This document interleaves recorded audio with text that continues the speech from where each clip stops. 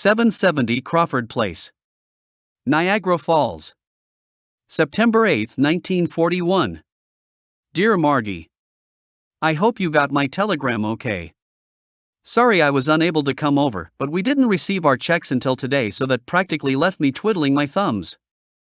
However, I drove over to Hamilton with one of the lads from the job. He was going over to get his mother and young brother. We left just about noon, and I saw Helen, Len, and Mrs. Daisley, also some of Mrs. D's good wine. I came home about 11 with a real cold.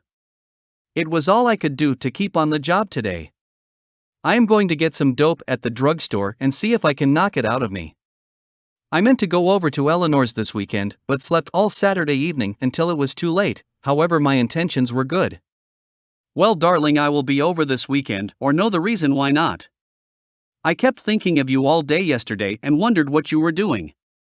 What did you do? Slept all morning, I'll bet. This is a pretty short letter, darling, I know, but I can't think of much to say. My thinker just won't tick. I'm going to mail this on the road to the drugstore, so you will get it tomorrow. All my love, Margie. As ever. Roger XXXXX. 770 Crawford Place, Niagara Falls. September 17, 1941. Dear Margie.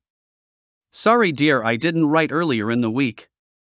I intended writing last night when two lads who used to live in Muskoka called and had me go out with them for a drive as far as Fort Erie. I hadn't seen them for a couple of years, and now they are working at the chemical plant.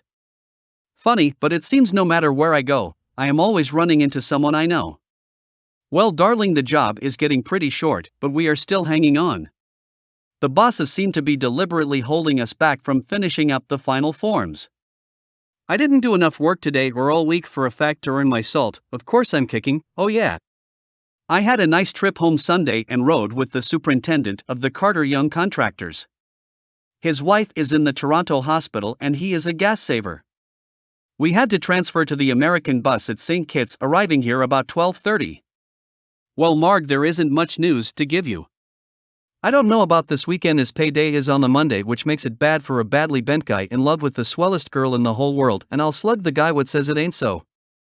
How about you coming over, dear? Could you make the afternoon boat? I would like to see you, darling. 2 weeks is a long time, believe it or not. Well, dear, drop me a line and let me have all the news. All my love, sweetheart. As ever. Roger XXXXX. 770 Crawford Place, Niagara Falls. September 23, 1941. Dear Margie. Your letter arrived a few minutes ago, dear, so this is a record answer as I have just finished reading yours. I got laid off yesterday afternoon and the company had nothing around here that I cared to take. I guess they think I am pretty particular, but I have a good boarding place here, so why change it when it's not necessary? I would come to Toronto now, dear, but the wages are as high here and we work 10 hours a day instead of 8. Which makes quite a difference in the old paycheck, and then Toronto is pretty quiet right now so far as any big jobs are concerned. I would like to stay here for a couple of months at least and then move to Toronto or nearby at Christmas time.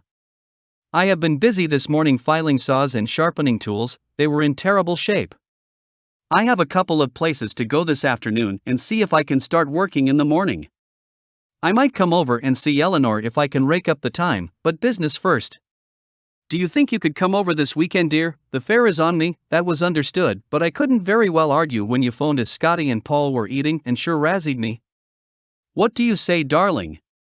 Or would you rather I came over to Toronto? It makes no difference to me so long as I see you and hold you in my arms and kiss you. That's what counts, dear.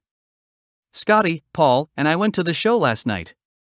It's revival week at one of the shows, 2 features one night only. We saw The Rains Come and His Girl Friday.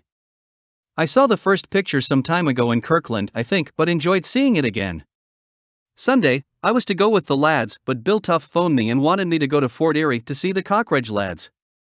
The oldest is being married next week, he is marrying his own first cousin. I know her and say God help the poor guy, he is in for plenty. She is lazy as a pet coon and extravagant so. Well, darling, I have to write a letter to Hamilton for my coat, also a letter home. I haven't written for so long they will begin to wonder about me. Mother worries about me on the bridge, expects me to fall in. I guess now she can stop. Write soon, darling, and let me know what you want for the weekend. I love you, Margie. As ever. Roger XXX. Jean da shoes. You bet. P.S. Here is a snap of the bridge. I have others, but you can see them Sunday. Love R.